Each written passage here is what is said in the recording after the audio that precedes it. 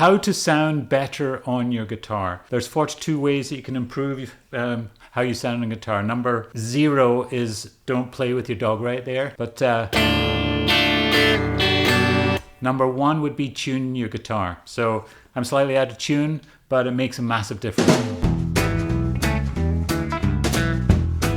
Suddenly, when you're in tune, everything sounds better. So tuning is the number 1 thing you want to do. I have a tuner. You can have tuner apps. There's a way to do it for free. So definitely the first thing you should do when you pick up your guitar is make sure it's in tune. It just makes everything sound better. Next thing you want to do is to change your strings. So it's so much nicer when your strings are fresh. So fresh strings sound better. They're actually easier to play on. For the first day or so, they might be a little bit tweaky, but after that, they're good to go. So if you're getting a little bit sticky and it just doesn't feel quite right, or they're not holding the tune, then it's time to change your strings. And I would say use as light a string as possible. I'm not a big believer in the heavier strings make your tone sound great. Just go light. It's easier on your fingers. As you get better, your fingers are gotten stronger or more calluses so they don't hurt so much. Then you can go on thicker strings, but start light strings. So the next thing to do is to check your setup. What's the action on your guitar? Do you have to press down too far? Does it make your fingers sore? Your intonation, which is how it changes as you go up the neck. And those two things might be a little bit difficult for you to do as a beginner, but just go take it to a guitar store and have them just check your setup. They can bend the neck. They can check the height of the little bridgy thing here and just get it so that it's more easy to play and much more fun to play. So number 4 is use a capo. So use a capo wisely. If you do have a high action on your guitar, if it means if you have to press down a little too far and so it's a little painful when you're actually using your guitar, just use a capo. You can put your capo on. It's pushing your strings all the way down to whatever fret you've chosen, and it makes it just so much easier to play your guitar. So use a capo wisely, not necessarily for changing the key you're playing in, but just to make it easy to press down and stuff. So you've got your new strings, you're in tune, and you've got your guitar set up. So what you want to be able to do is have a good posture. So everything is going to sound better when you're not reaching over or your hands at a weird angle. So definitely think about your posture. It'll make a big difference and how much fun it is to play and how long you can play. Use your fingertips. Don't press with the pad of your finger, but actually the end of your finger. So it's the tips, it's the fingertips. So you're kind of coming down and your finger is a little bit directly down. You can apply a little bit more pressure there if need be, and it's cleaner. So use your fingertips. So number 7 is Goldilocks notes. And this is 2 things. One is when you're holding down your string, you want your finger to be right behind the fret. You don't want to be back towards the middle.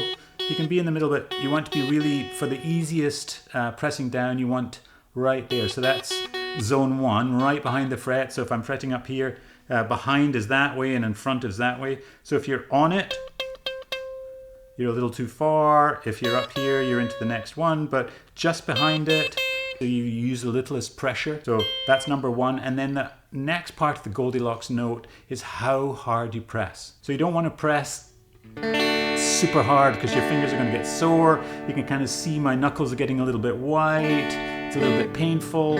Many of you might be playing this way and it's going to make it harder for you to play for any length of time, and it's just a little bit painful. So find the Goldilocks zone. So the Goldilocks zone is your position right behind the fret, but it's also how hard do you need to actually press down to make that note. So what I'd recommend you do is you put your finger right behind the fret and then you start playing and press down a little bit more until you can make a nice note without it buzzing. There's buzzing, but that's very little pressure, and then you can keep pressing. I mean, it's making the same note, and then I'm going to back it off so my white knuckle playing isn't there. So what you want to do is how little pressure can I possibly make and make a note sound good. You see some of the best guitar players, it doesn't seem like they're pressing at all. And so it's just over time you get used to like how little you can press. So you want to press as little as possible. I'm not a pick user in general, so take this with a little bit of a grain of salt. But I would recommend when you first start strumming is don't use a pick. Like a pick is actually extremely hard when you first start playing to get it to sound good. They kind of accentuate all the sounds. So I just use my finger and the back side of my nail and my thumb.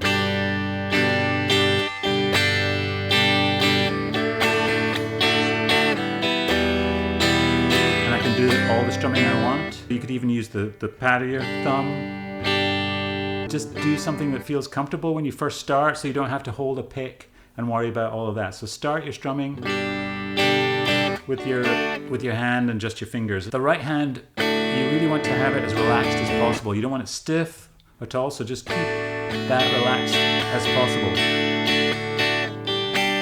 So relax your hand. So now you've relaxed your hand, you've got your Goldilocks position. What you want to do is to learn some strums. So there are actually some standard strums. Obviously you've got typically 4 beats in a measure. 1, 2, 3,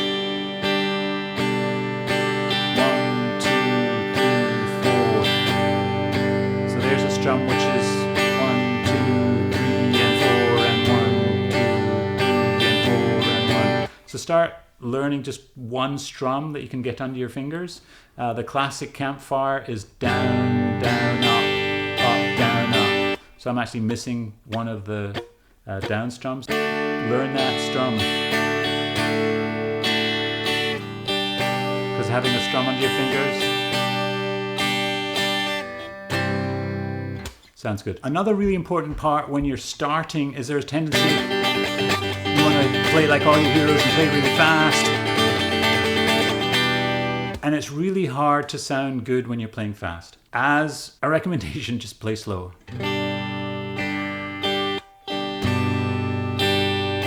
Until you're confident. Don't worry about it. Like, you can always play faster, but it's harder to play fast and play well when you're starting, and so you get into bad habits if you're playing too fast. So play slow. When you start, don't worry about complex chords. We can start with 1 finger chords. If I just look at the bottom 3 strings of the guitar, so the E string, the B string, and the G string, I can make a bunch of chords just thinking about those strings. So there's my G chord. I'm holding, this is E, F, F sharp, G. So there's the G chord. I'm just playing the bottom 3 strings.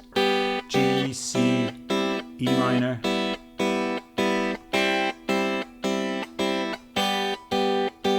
And I'm just plucking them, but you could...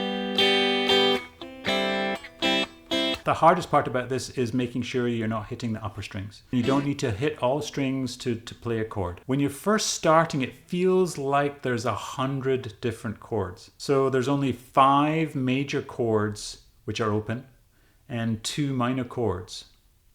Don't know if I insulted anyone there, but 5 major chords. So you've got A,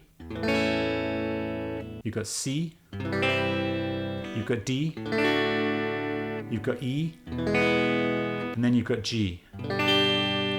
So those are the 5, and then you've got my E. This is my E minor. And then you've got A, and this is my A minor. So those chords will get you incredibly far. Don't feel like you have to learn lots and lots of chords. I've just shown you 7 chords, and when you first start playing, they're going to be super hard to play. And one way to kind of get them under your fingers is to, some people call them push-ups. You loosen the pressure on your fingers. You just kind of lift your fingers off very lightly and then put them back down again. What you're trying to do is get some muscle memory in your fingertips. And also get this memory of like, where is this chord position when I'm hanging in space? So first start, you press really hard, lower the pressure until you're just touching and damping, maybe even lift off just a little bit, but then put it straight back down and get used to that kind of having that position of the chord. And what you're trying to get is some muscle memory for that chord. So little push-ups on your fingertips. Okay, my favorite chords are chords which anchor 1 or 2 of your fingers. So when I say anchor, it means a finger that doesn't move. There's a famous song, Oasis, Wonderwall. So it uses some of these chords, but it's in the key of G. If we play my G with these 2 fingers, so lots of people play G like this, lots of people play G like this, where there's 3 fingers. but you can actually play it like this, where these two fingers are fixed on the bottom here. So in the key of G, the G note, which is here, the bottom E string and the top E string, that G can kind of ring out over many of the other chords in the family in the key of G. So here's G, here's D, here's E minor, and here's C. I mean, there are variations of those chords, but they get the message across really well. And what's really helpful is I don't move those two bottom fingers, and so it makes it really easy to kind of hit the chord, and also you have these two kind of strings ringing out all the time. So that's one version of an anchor finger. And so going from C to A minor, I've got two fingers. These two fingers do not change. And so that's what you're looking for, is an anchor point where your fingers don't leave the fretboard, because that way it just makes it much easier. So even if you're going up the neck, if there's any way for me to kind of have this anchor where in this position I can just keep this finger in place, and so it's anchoring my kind of hand in position on the fretboard, which just makes it easier kind of locating where your hand is. So anchor fingers are really helpful. The other thing, which you're not going to like, is understand a little bit of music theory. Probably the starting morsel would be what a scale is. Like learning just what a major scale is super helpful. More importantly, it'll get you into what is a key. So a key essentially takes all those hundreds and thousands of chords and narrows them down to seven. So in one song, typically it'll be in one key, and so you're only going to have 7 chords to actually have to remember. Okay, you've got your chord. Where'd you go next? So super helpful thing would be to anticipate where you're going to go, so you can kind of visualize, okay, I know I'm going, when I'm here, I'm thinking about where my next chord is going to go, and I'm ready to go there, especially if there's any anchoring that's happening. So visualize where your next chord is going to be, and hopefully you can more easily move there. And one other rule, which is probably rule number 1, is slow everything down. What you want to do is get precision before you get speed. It's really hard to be fast and actually hit your chords right. It's much easier to get your chords right and then speed it up. So start slow first. So you're going slower, you've got 4 or 5 chords. Next rule would be focus and repetition. Repetition is what gets you comfortable. So you've got your 4 chords, just learn all your songs using these 4 chords. So just repeat, and away you go. You don't have to be learning all sorts of complex chords, just keep repeating the same stuff.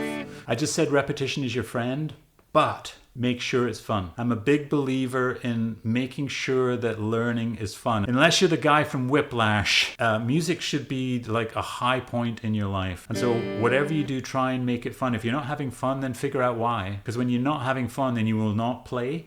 And the key to sounding better is to keep playing. So I'm finding it fun. I'm enjoying my playing. And I've got 5 chords. So what happens if I can't sing along because it's either too high, it's too low? That's where your capo comes in. And so with my capo, I can play with those 5 chords. I can play in any key, but I can also find, like in the key of G, this is where I can sing. If you're singing along, you don't have to like force your voice to be in the key of whatever the song was. And also you can use whatever chord you're happy with to play in any key. So use your capo wisely. I'm a big believer in lots of focus, but for a fairly short time. There's deep learning, there's Pomodoro, there's all sorts of ways of thinking about how to be productive on your guitar. But if you are really trying to learn something, I would suggest not spending an hour and a half doing the same thing. I would definitely recommend spending a short, deeply focused session on it, maybe 20 minutes, maybe 15 minutes, and really go full concentration on it, and then move on to something else. And then if you want to, come back to it. Focus, get the best out of it, and then go away and come back. So it's kind of like thinking about learning a language. You want to do spaced repetition, and there's lots of spaced repetition learning programs where you kind of learn something, and then the goal is to, just before you forget it, it's reintroduced to you. So don't do it all in one sitting and then not do anything for another week. Concentrated 15 minutes and then come back to it in 2 hours or come back to it the next day. Just don't go too long. A really great way to connect, because what you're trying to do is you're trying to connect your mind with your fingers, with your instrument. And so one way to do that is to externalize stuff. So like I'm going to do the campfire strum, and the campfire strum is down, down, up, up, down, up. And so externalizing it would be me saying, okay, I'm going to say those words. Down, down, up, down, up, down, down, up, down, up, down, down, up, down, up. You could do that when you're learning scales, but it's all about externalizing kind of what's in your head. But first you have to get stuff into your head. And so really, really important to listen to music. Some of the best songwriters, some of the best musicians, I'm always amazed by how much music they listen to. Like they can reel off all these different kind of influences and albums they've listened to over and over again. And that's kind of the way to start understanding and training yourself, is like listen to what others do, try and figure out what they're doing. So definitely listen to as much music as you can. We are at rule number 26, or is it not? It's not a rule. Suggestion number 26, and that is use a metronome. Ugly. So get your metronome. There's my metronome going.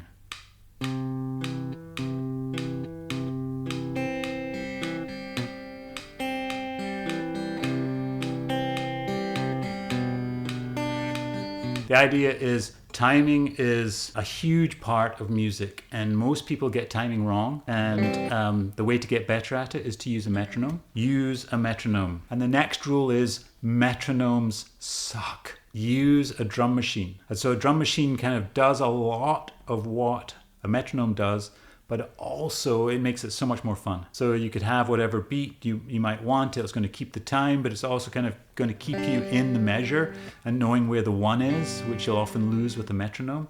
So metronome, good. Drum machine, backing track, better. You've got 6 strings.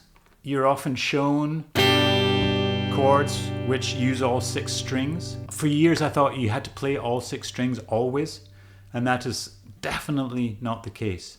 Triads, little bits, playing just the top of the strings, playing the low part of the strings. You don't have to play 6 strings all the time. So when you're starting, think about just playing little bits of the chord. You don't have to play it all the time. Okay, back to music theory. The most important note of a chord is its root. So knowing where the root of the chord is super helpful. Here I'm playing my D.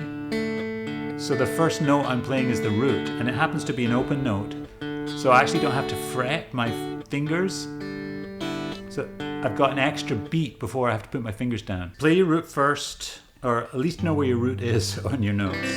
So I play fingerstyle quite a fair bit. I like to sing and write songs. And so the next suggestion is know your path, or at least know the why of why you're playing guitar. And so do you want to shred? Do you really like electric and finding different tones? Do you want to write songs? Do you want to perform in a band? Do you want to sit around with your friends and play covers of songs? Like, knowing what you want to do is super helpful. We have a quiz that helps you kind of figure out what that might be, but it just lets you focus on what you might actually want to do with guitar. You don't have to learn everything. You don't have to learn how to shred. If you're never going to shred, why learn? And so kind of knowing your why is really helpful. Okay, we're going to go back to strumming. So strumming is obviously half the equation. You've got your fretting hand, you've got your strumming hand. What's really important is to never stop. So I'm going to change my chord over here. And so if I stop my strumming, make my chord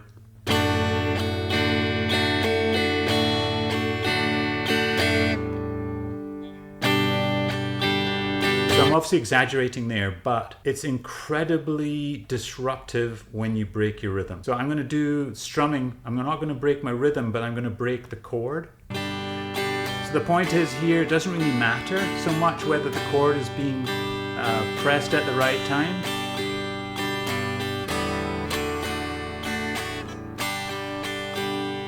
And you'll notice it, but not nearly so much, and people might just think it's cool.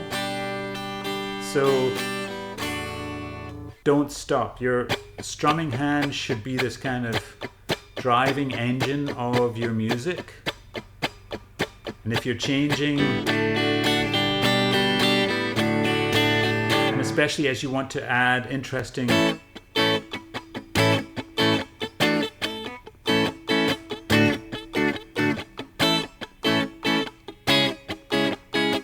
want this strum to keep going and going and going.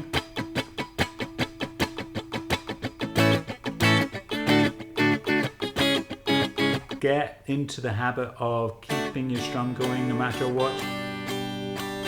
Near and dear to my heart, learn some fingerstyle. You could be strumming, but isn't it nice to have a little more variety?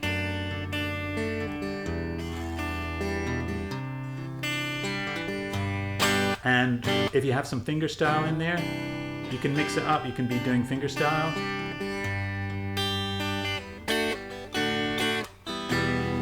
And just have more variety. So fingerstyle's actually pretty easy. As I said, if you're playing the root in a fingerstyle, if you're doing Travis picking or something, you're typically playing the root first. It allows you to get your finger there if need be. And when you're just picking things, you actually don't have to have the entire chord there. So I've got one finger down, I'm playing my G because I'm not playing the B here and I'm not playing the G up here, so I'm just playing in between those two.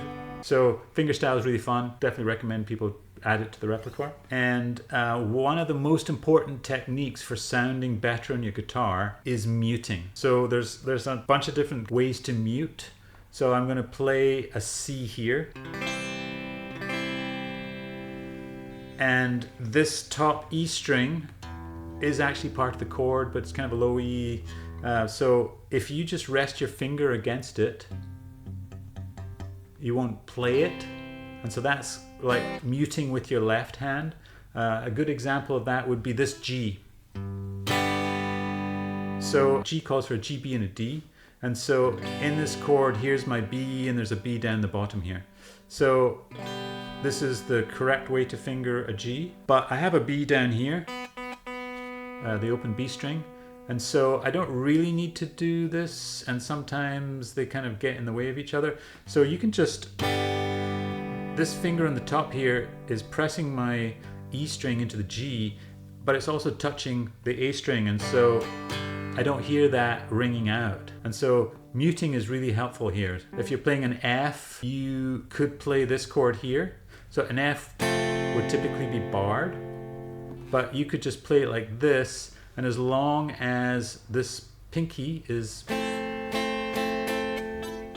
muting the bottom string, there's my F with easy fingering. Then the second way to think about muting is palm muting. So if you just let your chord ring out, then you're kind of full on all the time. Whereas lots of the music you hear, they control the length that that chord rings out, and that's muting. And so palm muting is a version of that. And so literally you take your palm and you press it against the strings kind of close to where the bridge is.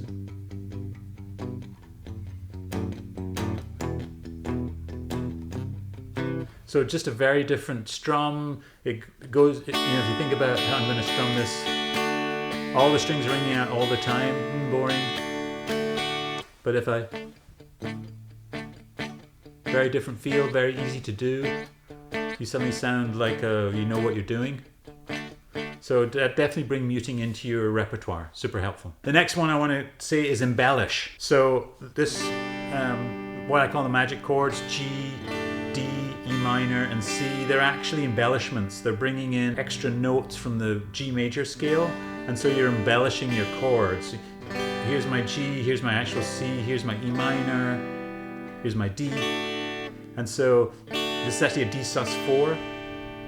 Embellishing, just using kind of more interesting chords. So these are adding extra overtones on your notes, on your chords. So that's one way. And then the other way to think about embellishments would be hammer-ons and pull-offs and things like that. I'm going to play my A minor. So there's my A minor.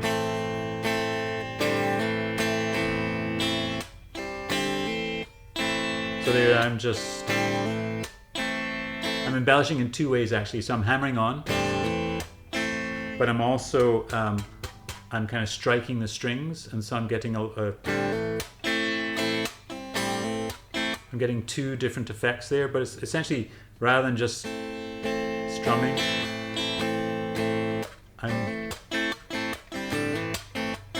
I'm embellishing the chord. I'm using hammer-ons. I'm pulling off. You could do slides. You can do lots of different things. Like even with a C, you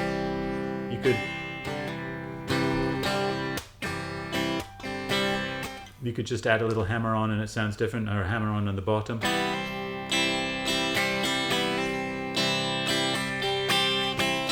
Goes on. Lots of different ways to do it. Back to visualizing the chord. So think about where you're going next. So kind of anticipate the change.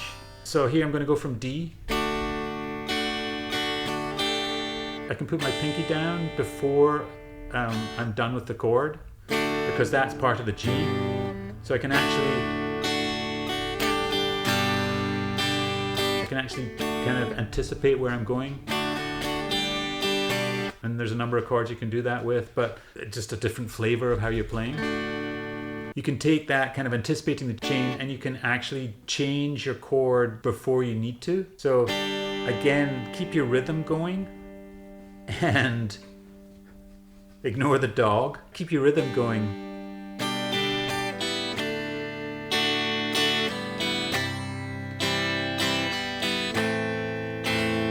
So what I'm trying to do here is just, I'm taking my fingers off the 4, 1, 2, 3, 4, 3, 4, 2, 3, 4. Like, don't feel like you have to rush. Like, you can just have some random notes show up. It's totally fine.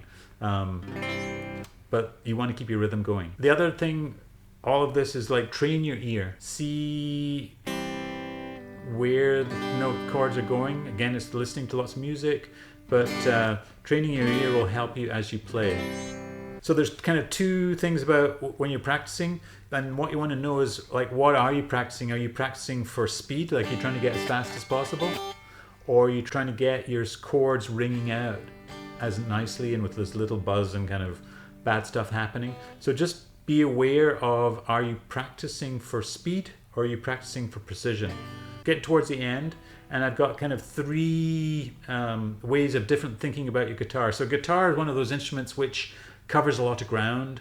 It plays lead, it plays percussion, it does a lot of stuff. So when you're approaching your guitar, think about it from a number of different perspectives. And number one would be, think of it like a drummer. So a drummer is going to keep the beat, but they're also going to, do stuff, different things in the beat. So they might emphasize the one.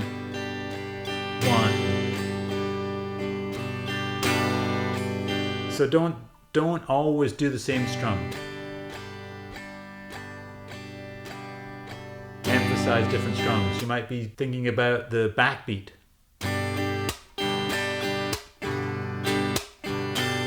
So think like a drummer. Think about where the drummer is being emphasized and how to bring that out in your guitar. Think like the band. Typically when you're playing music in a group, there's lots of people doing different things. So you might not need to play the bass notes because you've got a bass player. You might not need to think about the rhythm so much because you've got a drummer. And so what are you doing with your guitar? It doesn't have to be everything all the time. So kind of think a bit like, what part are you playing? You could be adding notes up here for that D rather than playing an entire D like that. Last part of that is think like a producer. Lots of people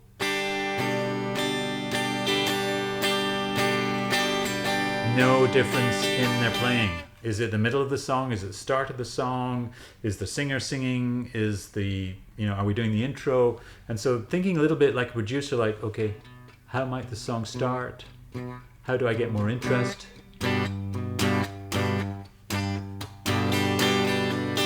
You're going from little to large, then back down to little again. So think like a drummer, think like the band, and then think like the producer. It's super helpful just to introduce variety so that you sound better without doing anything differently.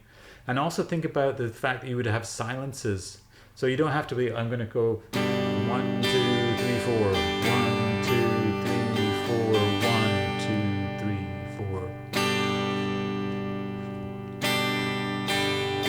That sounded cool, and I was only strumming once a measure.